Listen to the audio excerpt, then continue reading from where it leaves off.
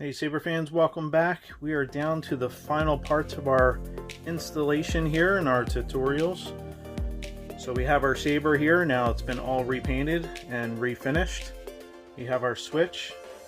So that's the first thing I like to install. So we're just going to take our Saber, pretty simple, run our wires down the hilt.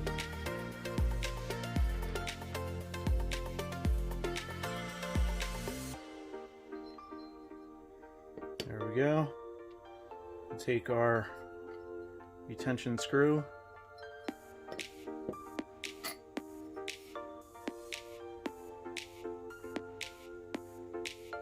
Now, you don't have to use a retention screw if you don't want. I like to because it holds the switch in there a bit better. Some people just like to glue it in. I like to use the retention screw. So you just run it down the wire.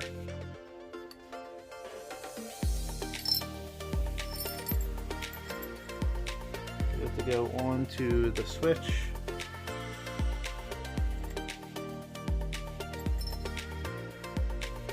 Sometimes it takes some finagling.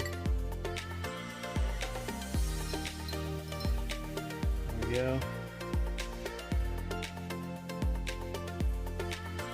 And then I just take one of these long, this is just a long file, and then I can down the tube here on the Saber. It has a nice flat end on it. I can just screw the bolt down here, or the nut.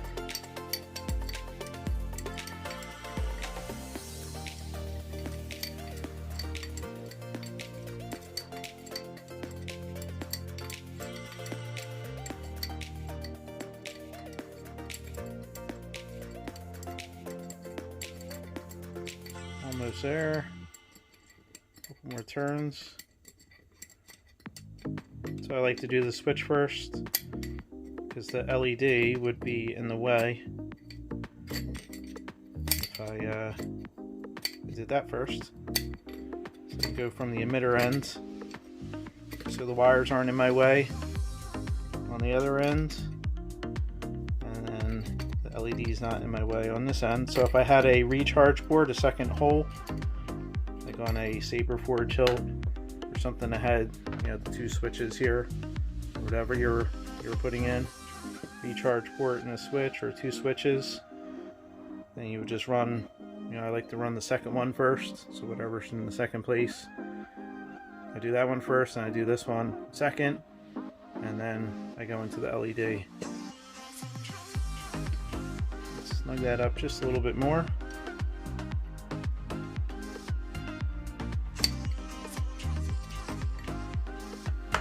I'm going to use a small piece of tape here. This is a painted hilt. I want to scratch up the inside. I'm just sticking it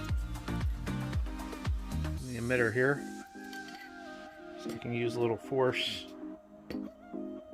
get that to turn. So when it's snug in there,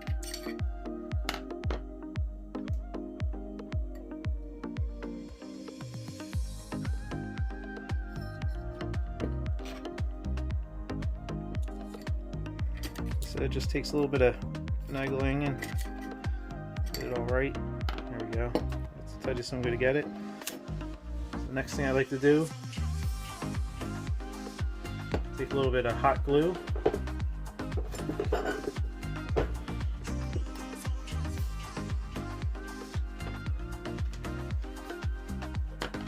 stick it on the end of this metal piece here. Camera there. So it's just a tiny little dot. While it's still hot.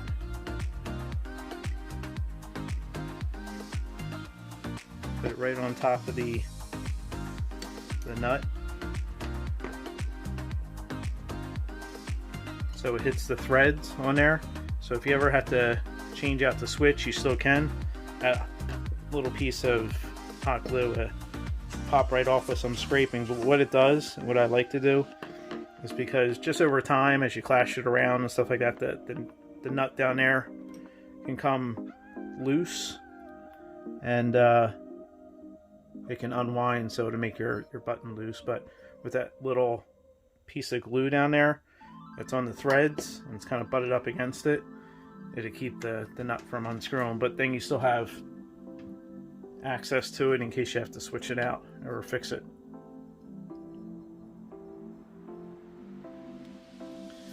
There you go. So that's the nice part with the 12mm, is how it's all recessed in there.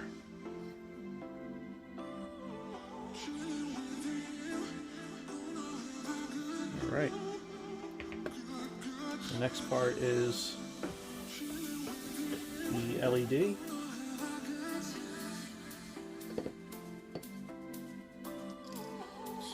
twist the ends here so it slides down there a bit easier. So it's been sitting here for a couple of days, and you can see with this wire, without that tape on there, or the heat shrink, it comes undone over time. So that's why I like to put it on there. And that's not just with these wires, that's other wires too. It will eventually unravel in there, so that's a good idea to use a little tape, a little heat shrink, put both. I found the tighter you can get this right now, just so you can get it down the hilt, the less it will get stuck on all the other wires in there. Alright.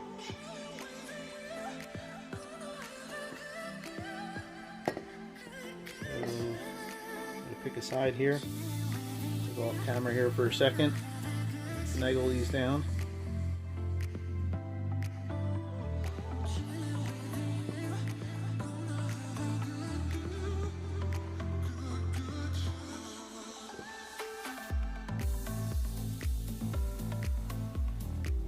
So get the wires down there. So this is the nice part. Now we have the retention screw for the LED. So remember, screw was in there, so you can see in there. Take all the resistors out of the way. But remember, there was no retention screw in there,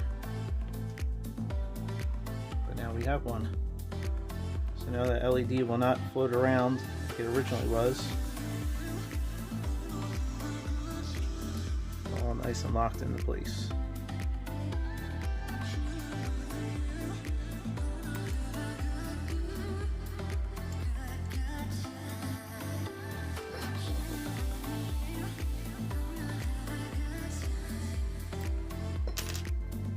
Go.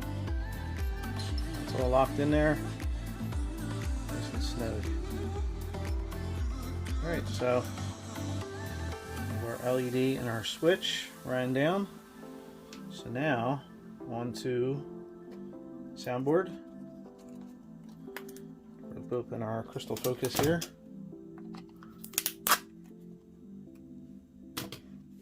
Now the other important part too is you want to make sure your area is all clean from any type of metal. So if you do any kind of drilling on here, little metal shavings or anything like that, I'm going to make sure those are all clear. Don't get any shorts.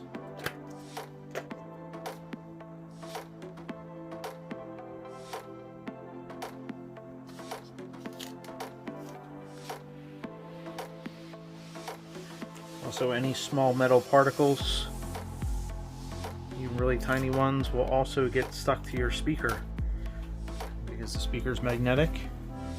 So that's why I always like to triple clean everything over here. Just make sure I have all those metal shavings out of the way before I get into the install part. So since every board's going to be different that's being installed out there, everybody's not going to be using the CFX, which I realize. We're just kind of going to go over how, obviously, to install a CFX, but you just have to look at your diagram, follow it closely. That's why I like to post them in front of me, even with this one, which I've done quite a few times, so I really don't need to look at it. But I always tend to look at it just to make sure. You know, I don't want to mess anything up. Especially, it's not so bad if you know, it doesn't matter if you flip-flop your speaker spots here, or if you wire like your RGB, like the first one here is, you know, goes blue, green, red. If you did like a, you know, red, green, blue or something like that, you can always switch those. It's not going to do any harm. It's just going to have your colors all messed up. But the most important ones are for your recharge port, your battery, and then like your positive and your negative. You definitely don't want to flip-flop those if you're wiring up, because you could potentially fry the board. You would fry the board instantly, and then you would have a dead board. So the other important thing too is you want to make sure that you don't drip any solder.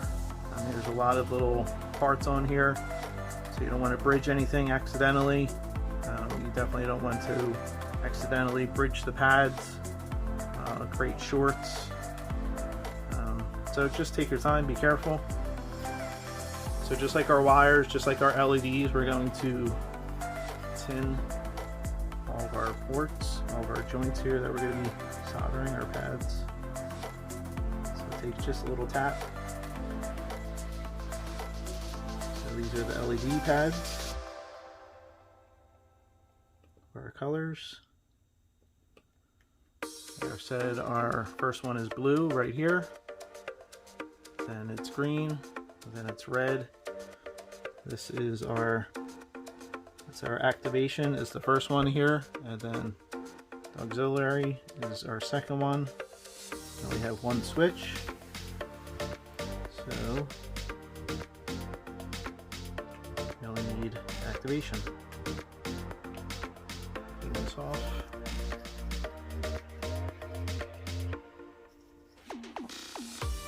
And then we need to come over here to the other side. Our common ground for the switch, and then since we're wiring up a LED on our switch, that's the positive for the switch LED. If you weren't using an illuminated switch, you don't have to worry about that one. So move it down to the speaker. I just like to get just enough on there. I like to create a tiny little bubble, I guess you could say, of solder. All you need is just a little tiny tap. Make sure, double check your pads. You can see there.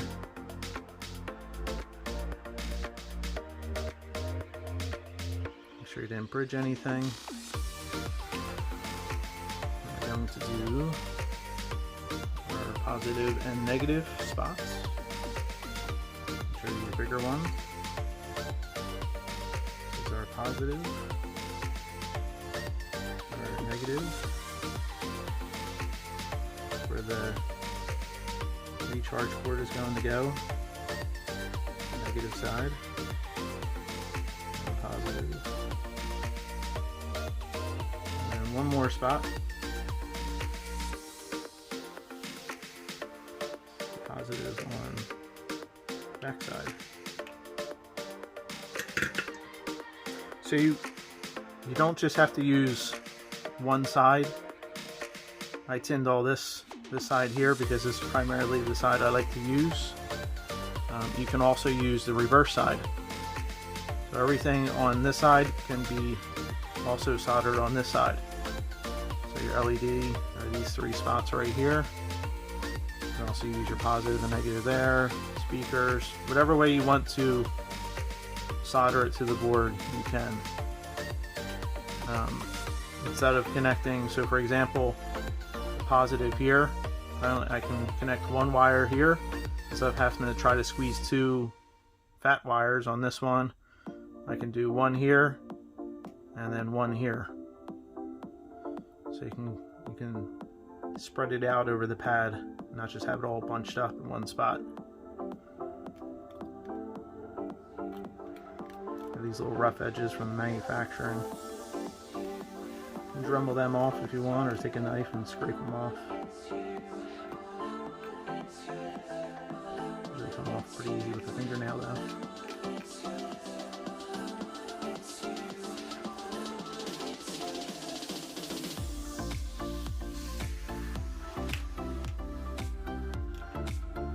Alright, so let's grab our chassis here.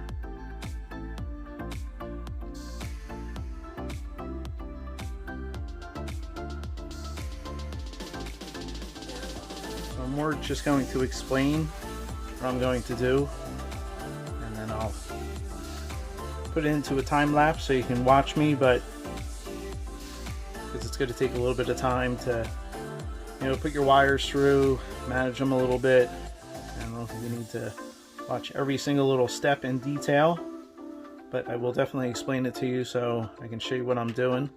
Like I said, your situation is going to be different than mine, so it's kind of pointless to go through every single minute step here. But I will definitely tell you what I'm doing before I go into it. So what I like to do is I like to size everything up here first before I solder. So I've done a couple of these, so I kind of already have the layout, but plan it out before you go to do it. So my board is set right around here. I like to keep my SD card up, so facing up this way, so you have easy access to it. You don't have to grab any pliers or anything. If it was faced the other way, you'd have to get pliers or something like that to try to finagle it out. But I like to orientate it this way, and then all my wires are tucked underneath as well, so you have easy access to the SD card. So the wires from the hilt is going to run through this little section here, and then I'll take it one by one. I like to start with the switch. Actually, do this way first. I have to start with the switch. I wire the switch over here, and I come back to the other switch section. Grab tweezers, and then I wire the switch area here. And I like to do my LEDs going up. It's just the way, so your wires are out of the way as you're going up. You're not trying to finagle around them and stuff like that, so I find that's the easiest. And I like to move on to my positive and negative, and then I'll flip it over. I'll do the positive on the other side, and then for the very last thing I'll wire up is my switch wires, or I'm sorry, my speaker wires. I keep those a little bit longer. I usually tuck them up in a loop, so it gives a little more length like that. I'll snip them off and wire them on, because when I flip it back over, they're not taut, and it gives it a little bit of room to work with. And actually, a couple times I've had speakers blown. That's usually, if anything goes, it's the speaker, I found. Just sound fonts play at different volumes, and below, you know, people put different sound fonts on there which are louder than others, and the speaker just can't handle it, and you'll get a blown speaker. So when I give that extra wire there, I can easily just heat up the glue, pop it off. Remember, it's just hot glue, it's not permanent. Pop the speaker off. I can move these wires out, wire it back on, solder it back on, pop a new speaker in, and then I'm done.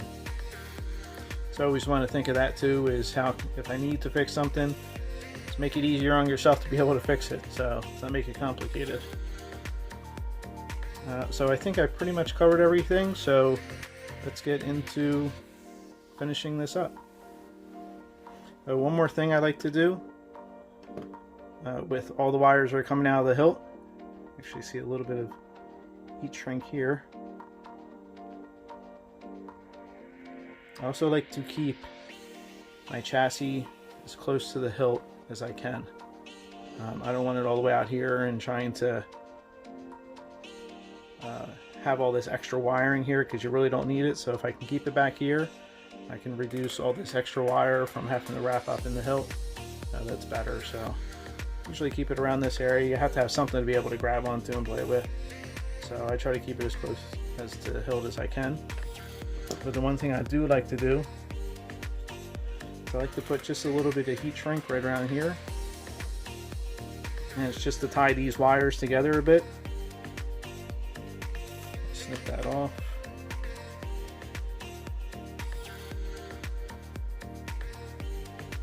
This is not a necessary thing. However, I like to do it because I like to keep my wire management here pretty good. And I put it just in the hilt a little bit. Heat that up.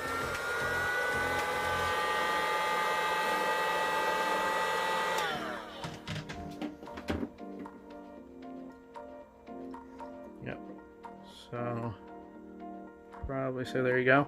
So it's just right inside the hilt, and now it keeps my wires together just so they don't spread out. You have a recharge port up here. You have extra wires as well, so it keeps all those nice and tidy as well. Alright, so let's get into this and finish this awesome hilt up here.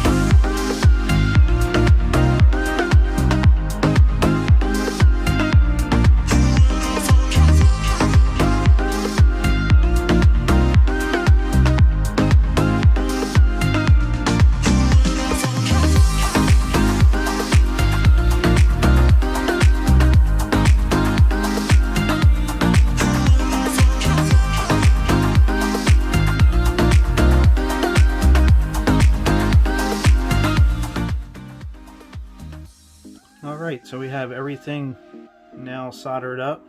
As you can see, it just takes some finagling to get the wires to fit and work around where you want. But as you can see, everything is now tucked into the side here. I will put a little bit of hot glue right over here, press that down, so now everything is tucked away underneath. Just make sure it's underneath that lip there. And then I will just run a little piece of tape which will lock this in. I don't like to glue that down because you never know when you need to make repairs. You have access to your SD card, and you can see now everything's tucked away for the wires here. That's all the play I have. So it's nice and close to the hilt chassis. So we just have to put the sound fonts on the SD card so it's compatible with a in-hilt LED. So CFX comes set up for a NeoPixel, so you just have to do a couple changes in the config file. We'll pop that in, and before I secure it and secure these wires, make sure everything works and it fires up, and then just got to tidy it up, slide in the hilt, and we're good to go. And we are done. Alright, so I just installed my SD card with all the config, had my kill key in there before I put the SD card in. I want to make sure anything is corrupted. I'll pull it. Hello there. That's the sound, boot up sound.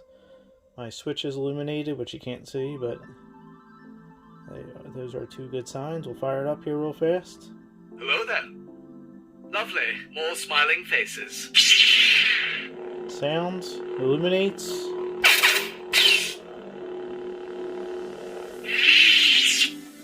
There we go. So we have a good saber, all finished. Looks and sounds great. Just going to tidy up the wires here is the final step. And that is it with this install. Everything gets just pushed back inside. But that is it for the tutorial. I really hope you enjoyed it. It was fun making this. I hope it inspires others to go out there, get into saber building, have a good time. It's super fun. And as you can see, once everything now is done, it fires up. Always a little nervous when you stick you pull that kill key, make sure everything works. Sometimes you get errors, sometimes things happen, you gotta figure it out and work through it and fix it, but it is always doable. So just double check everything before you power it on. Make sure you have no bridges, make sure you have a good battery, make sure it's fully charged before you stick that in there, so you can take that out of the equation if you have problems. But so I made sure my battery was fully charged and I was good to go. And yeah, so once again, I hope you enjoyed. Take care, have a good time. Until next time, God bless.